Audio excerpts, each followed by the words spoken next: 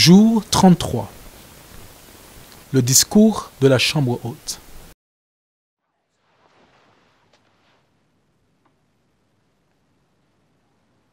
Le plus grand parmi vous doit être comme le plus petit. Et celui qui commande comme celui qui sert. Car qui est le plus grand? Celui qui est à table ou celui qui sert? Celui qui est à table, n'est-ce pas? Or, je suis au milieu de vous comme un serviteur. Vous avez persévéré avec moi dans mes épreuves. C'est pourquoi je vous confie le royaume, comme mon Père me l'a confié. Vous mangerez et vous boirez à ma table dans mon royaume. Et vous siégerez sur des trônes pour gouverner les 12 tribus d'Israël. Il n'y a donc pas de traître.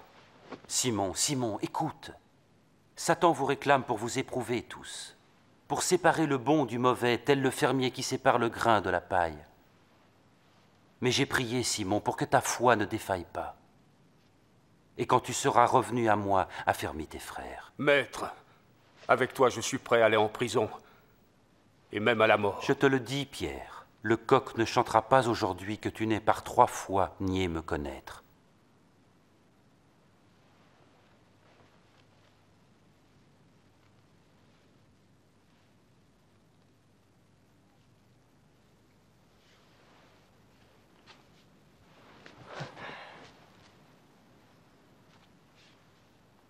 Quand je vous ai envoyé sans bourse, ni sac, ni sandales, qu'est-ce qui vous manquait? Rien.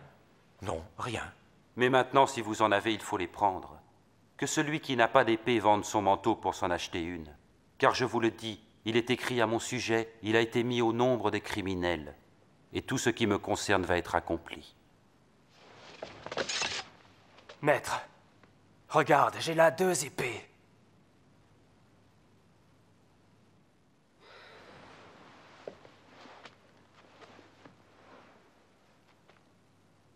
Ça suffit. Qui est le plus grand? Qui est le maître dans le royaume de Dieu? Quelle est la tâche essentielle d'un leader dans le royaume de Dieu? Comment puis-je répondre au standard de Jésus lorsqu'il parle de grandeur dans son royaume?